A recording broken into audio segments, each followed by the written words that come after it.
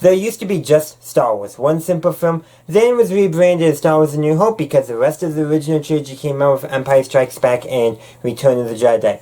Pretty easy to figure out how to watch those in order. But things got a little more complicated with the prequel trilogy. But it was still prequels, so it was still simple. Do you watch them in production or release order? Fairly simple. But then the shows became much more popular. Sure, there was always Star Wars, Ewoks, and Droids. You also had Star Wars Clone Wars, which was a 2D show, which was very good, by the way. But then came the animated Clone Wars show, the 3D one. That made it a little more complex, but still fairly easy from a movie standpoint. But then Disney bought Lucasfilm, and man, things have ever gotten complicated since. Now we have 9 saga films, 2 standalone films. We have several animated shows and several live-action shows. I'm not counting any books or video games in this, even though it could easily well, because some of those video games are downright cinematic, and some of those stories, same in the book, same thing. So there's just a lot more complexity now. So what is the best way to watch all of Star Wars, to watch everything? Well, I propose there are 3 ways. Not 5, 3. 1. Production/release order. I would go more for release side than production side, especially now with multiple Star Wars projects being produced at the same time. So we're talking about release order. So A New Hope came out first, that's what you started with, and you end with whatever the most recently came out. The second way is chronological. So you start with whatever was first in the timeline. At this time, it's, as a recording, I should say, and release, that's The Phantom Menace, and you end with whichever's last. Which technically is, I believe, one of the Lego Star Wars specials. But if we ignore the Lego Star Wars specials, it's going to be The Rise of Skywalker. And then the third way, however you want. I mean, it doesn't really matter, does it? Well, kind of. So this, I'm going to start with saying release order is probably the best way for first time viewing. So if you've never seen Star Wars before, I would say release order is the way to go. This is how Star Wars was experienced by many fans. I mean, if you know you were a teen or younger and you saw, or even older, but you saw Star Wars when it came out first in theaters, and that you saw everything in release order if you saw it from the very beginning. So it's the simplest, probably the easiest way in some regards for the films. It has gotten more complex with overlapping of shows. Think of this. The Clone Wars, try to fit that in release order. So seasons 1 through 5 are pretty simple. That's after all the original trilogy and prequel trilogy films. Pretty easy. But then season 6 came out weird at the same time as it came out on streaming and a bunch of that because of cancellations and all that. So kind of came out concurrently with the start of the Disney era Star Wars. Then season 7 came out not that long ago. I mean, how do you fit that in? Do you go by season or just by show? Because with the live action shows, that's getting more complex. And so you're watching Star Wars Rebels. Do you stop between stories just to go watch one of the sequel trilogy films and one of the standalone films? That's getting a lot more complex. So maybe chronological is actually the best way.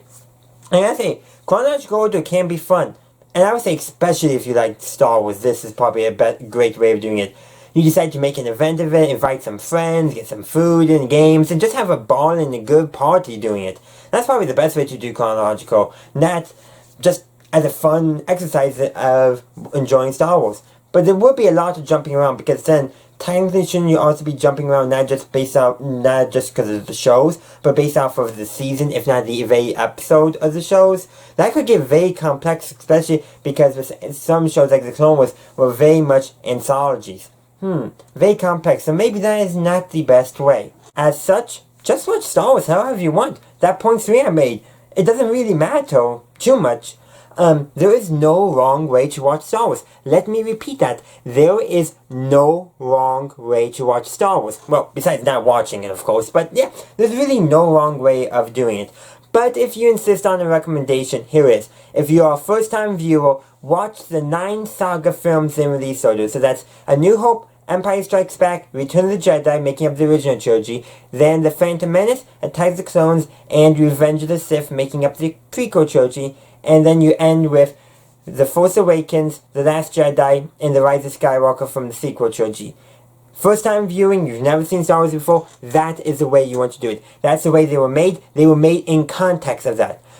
1, 2, and 3, you go into it knowing 4, 5, 6. That's essentially how the production was made. Foreshadowing is intentional because they already know what has happened. I would also say, now you're expanding beyond the saga films, Star Wars is the Clone Wars.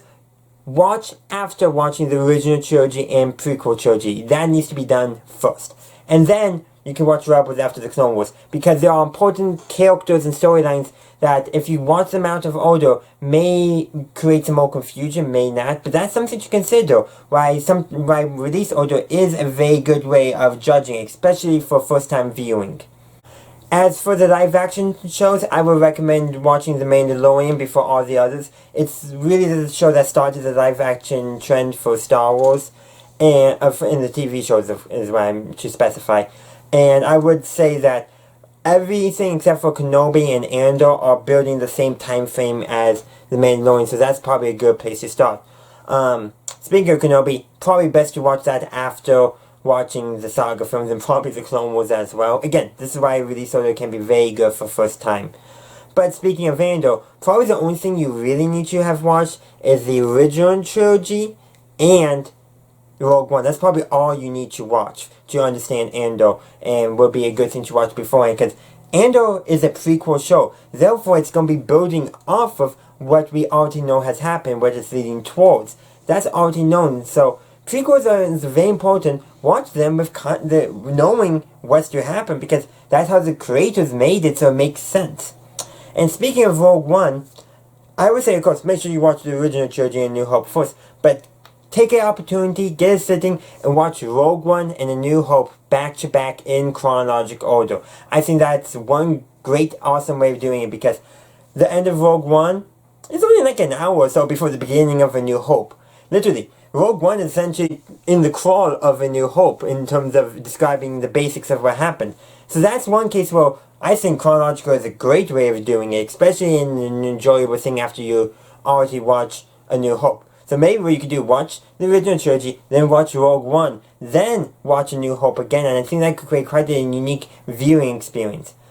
But other than that, just do whatever you want. You can disregard everything I say. If you want to watch The Rise of Skywalker first, go ahead. You want to watch Solo first? Go ahead. You want your very first foray into Star Wars media to be Attack of the Clones? Go ahead. I may think that's a bad place to start myself, but go ahead if you want to. In fact, I think I have it right here. You know, if you want, okay, got it. Have either of these be your first foray. They're not canon. They're on DisenyPlus, actually. So go ahead. You can start with these. Start with the live-action Ewok movies, Caravan Courage and Battle of Endor. If you want, doesn't matter where you start, only that you start. And sure, I would say release order is probably a good way for first time, but there is no wrong way of watching Star Wars. And that's the key point of this video. There is no wrong way of watching Star Wars, besides not watching it, of course. And so that's all I have for you today, but I would love to hear from you. What do you think is the best way of watching Star Wars? And this could be like, what's the most enjoyable viewing experience for you? That's probably a good way of looking at it. Do you enjoy sitting down and doing a chronological watch session, or doing it in release order, or just jumping around to your heart's content? It doesn't really matter, but I would love to hear your thoughts. Let me know in the comment section down below. So thank you for dropping by and watching my video. I hope you enjoyed it. Be sure to like, upvote, share, comment, subscribe, follow, you know, all the normal stuff. Be sure to also check out any links that are down below. And as always, have a good day, ignite wherever you are. May the Force be with you, always.